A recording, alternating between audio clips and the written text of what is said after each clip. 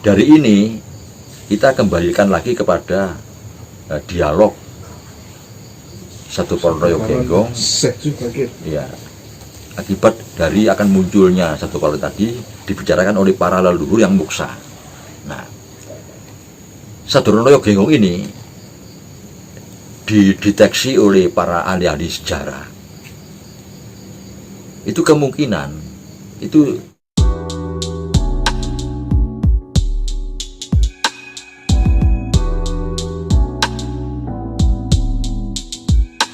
kan sumpah palapa, sumpah pemuda. Nah, setelah merdeka apa sumpah kita? Ini karena belum pernah bersumpah kita.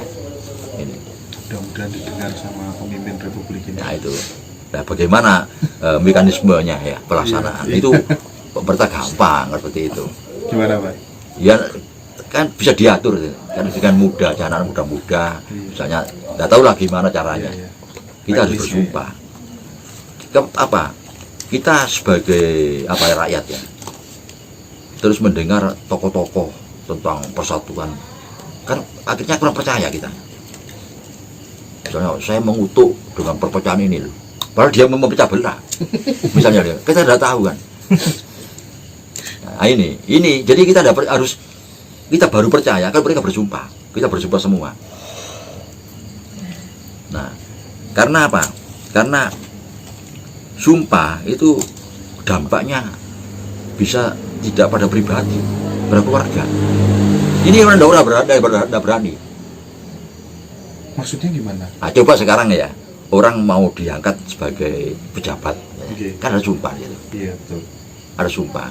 Tapi yang terkena dia sendiri, tidak menyebut keluarga. Berani tidak dia sumpah menyebut keluarga? Nah, kalau saya melakukan ini, misalnya korupsi, misalnya, saya dan keluarga kena. Anak turun kulung, tidak berani dia. Burung. Iya. Tapi andai kata pejabat itu ada peraturan baru gitu ya, pejabat dalam rangka meden-medeni gitu ya, sumpahnya termasuk keluarga itu nggak berani. Enggak, bukan masalah nggak beraninya. Menurut Mbak Gatot efeknya juga akan kena sama keluarganya juga. Iya. Pasti itu. Iya. Sumpah. Kecuali sumpah nggak mandi. Nggak mandi karena apa? Apa sih nyumpah gak kurang kusuk, kurang bersih, ya. Nah ini. Tapi kan kebanyakan sih membuat gak mandi itu orangnya yang disumpah itu, Pak.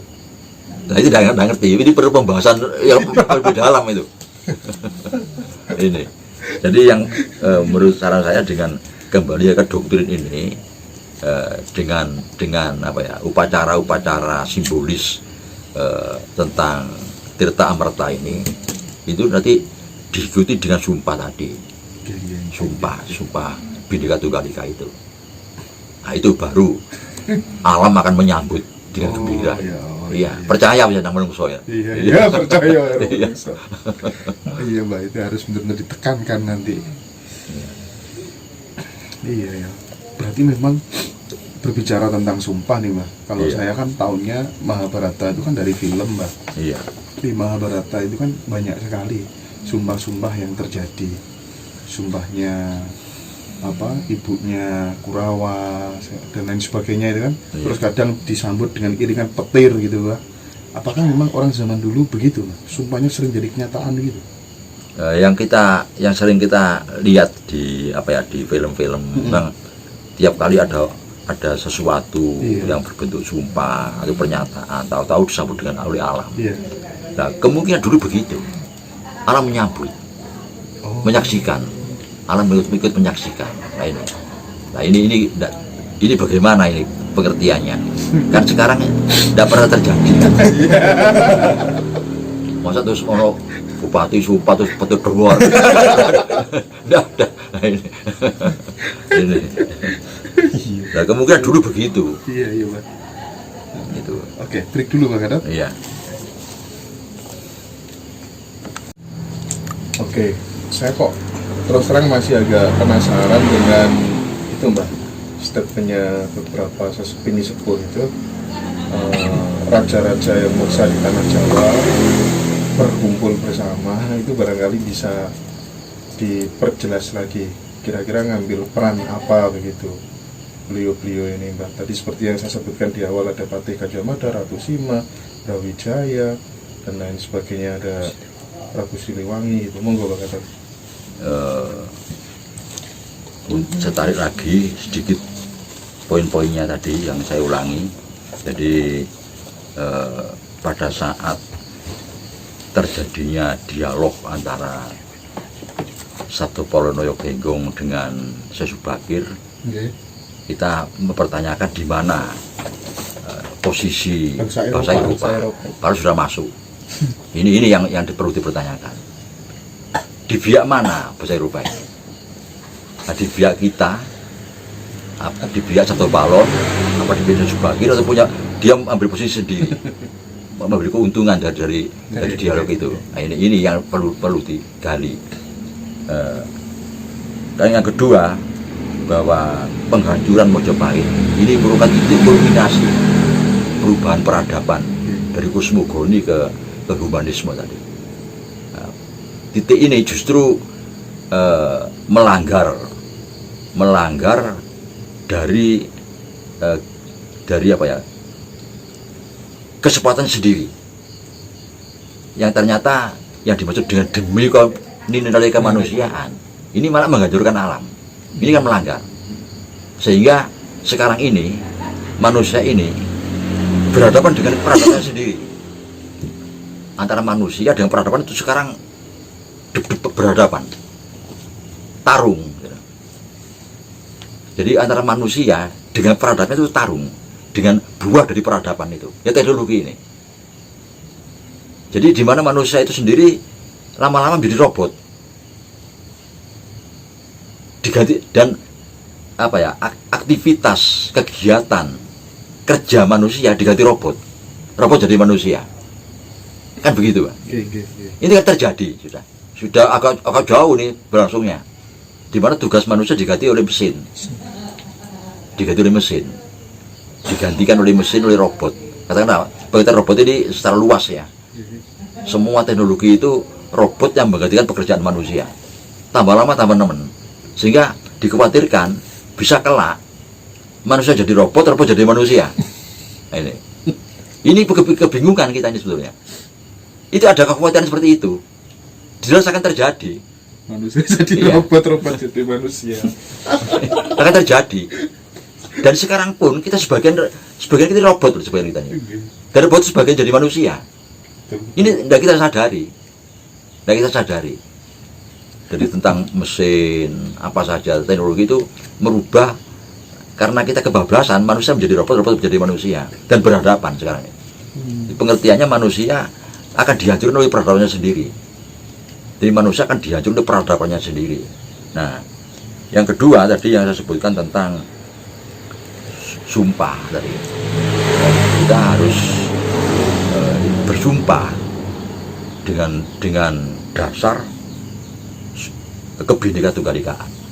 Ya, bersumpah namanya sumpah Bhinneka Tunggal Ika, karena selama kita merdeka terus perpecahan itu tidak pernah berhenti, dan perpecahan itu pasti dikendalikan di bahasa asing, dan kita bahasa religius. Dengan bersumpah kita akan mematuhi sumpah itu, karena kita bahasa religius, tidak berani melanggar sumpah itu. Nah, cuma sekarang ada enggak bahasa kita yang tidak berani bersumpah? Kekuatan sumpah untuk sekarang itu udah nggak ada. Nah, bagaimana supaya kuat kekuatan sumpah itu? Ya. Cuma ada juga yang tidak berani untuk bersumpah Bhinneka Tunggal Ika. Ada kemudian ada yang tidak berani karena dia mau memecah belah, ingin memecah, sehingga tidak berani bersumpah. Nah, lantas coba kalau pertanyaan tadi mengenai paranormal ya, kalau saya tidak mengerti, ya ngerti juga tapi tidak pernah mengalami para leluhur deteksi itu yang sudah Musa itu berkumpul. Nah, sekarang kita tarik lagi sedikit ke belakang tentang Demak Pajang Mataram. Tadi disebutkan bahwa Demak ini awal masuknya dari Turki dengan Syekh Subakir tadi dari Siam. Ya. Nah, lantas ini kan banyak korban masuknya Turki itu. maka muncullah Pajang. Nah, ini kalau pernah saya dengar, Pajang ini juga tokohnya dari sana juga, tapi mengontrol gerakan Sesubagir. Cocok kan enggak untuk diterapkan di Indonesia atau di Jawa? Nah, dilawan kan oleh kelompok dari Pajang ini, yang disebut di dalam buku-buku legenda ya. Ini kelompoknya Sesi Jenar, sehingga tumbang kelompok Turki ini, di Demak tumbang. Nah, setelah dikuasai oleh Hadiwijaya, murid Sesi Jenar ini, terus diterisir oleh Mataram dan kelompoknya Sunan Kalijogo, maka terjadi kenetralan. Jadi yang akhirnya dianut oleh orang-orang keraton di Solo Jogja sampai sekarang itu, yang disebut dengan Kejawen kan itu kan. Ini yang menetralisir dari kelompok keras tadi. Nah, dari ini kita kembalikan lagi kepada dialog Satu Palono Genggong. Ya, akibat dari akan munculnya Satu Palono tadi dibicarakan oleh para leluhur yang muksa. Nah, Satu Palono Genggong ini dideteksi oleh para ahli-ahli sejarah. Itu kemungkinan itu Resi Dwi Jendra. Sinten, Mbak? Resi Dwi Jendra. Resi Dwi Iya, Resi Dwi Jendra ini masih keturunan dari Bu Barada, tapi pada Mojopahit akhir. Ini yang mendampingi Raja Mojopahit sebagai penasihat.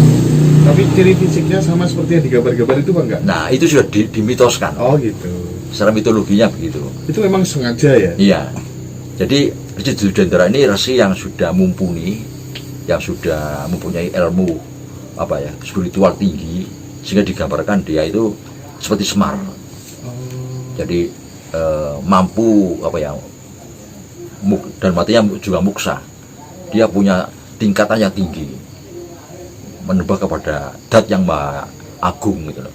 Jadi digambarkan seperti Semar kan begitu. Dia penasihatnya siapa tadi, Pak? Raja Mojopahit yang akhir. Ini Dwi Jendra, Resi Dwi Jendra. Akhirnya Berarti usianya panjang dia, Pak? iya, enggak. Ya setelah dia gagal mempertahankan Raja Mojopahit itu untuk tetap berideologi leluhur, Iya. dia lagi ke Bali. Nah, berdiam di Uluwatu. Nah, di situ dia mengajarkan ajaran Siwa Buddha. Dan Siwa Buddha. Ini kan di Bali kan banyak aliran. Iya, betul. Aliran Wisnu, aliran Krishna. Nah, dia alirannya Siwa Buddha. Ini gabungan antara hidup Buddha. Ini di Uluwatu itu. Nah, ini kalau saya mengkaitkan Uluwatu dengan Dwi Jendra karena dia Sabdo Palon, ini dikaitkan dengan Kedatuan Kawista.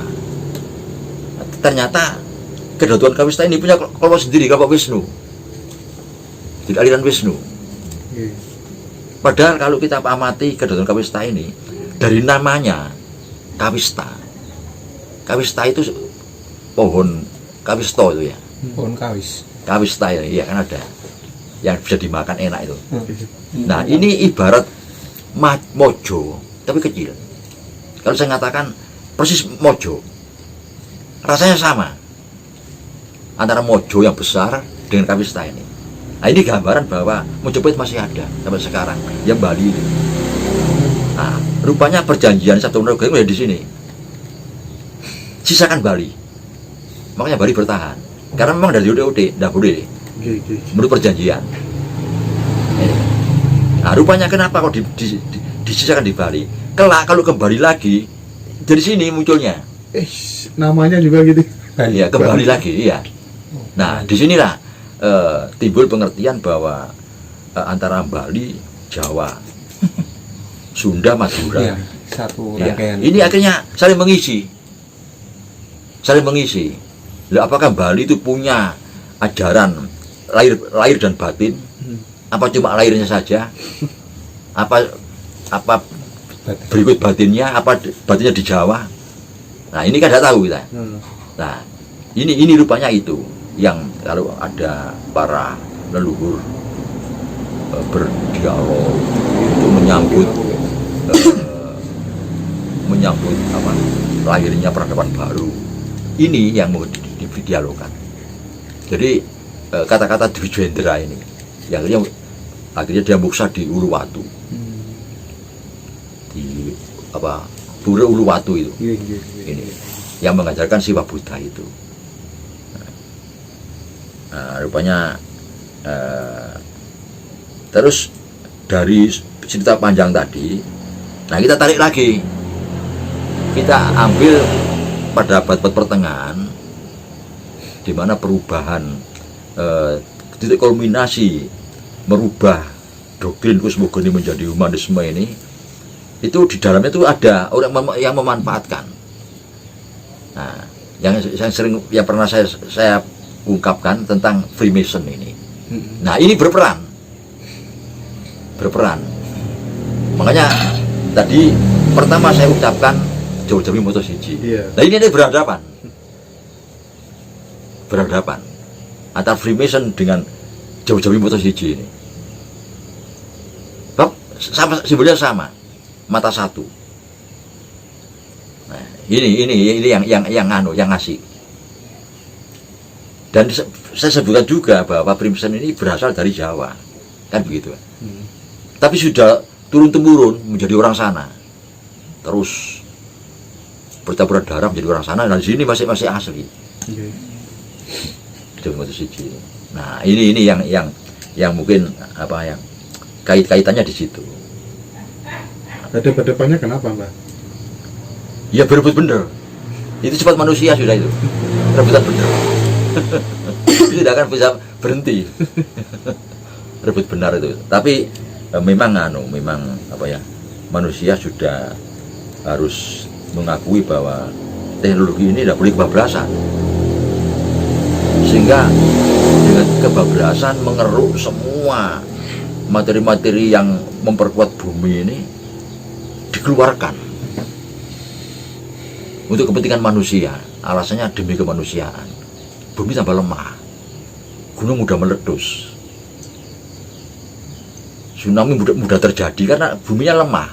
Diambil kekuatan bumi ini, diambil kekuatan bumi. Seperti halnya kalau kita lihat tambang aja ya, tambang minyak bumi itu kalau di permukaan bumi disumput menyala, tapi di dalam bumi kan stabil kan, karena ada unsur penstabil. Kalau unsur stabil dirusak, ya hancur. Seperti itu. Nah, saya rasa demikian yang ya. Aduh, pertanyaan terakhir barangkali, Pak. Iya, monggo. Statementnya apa?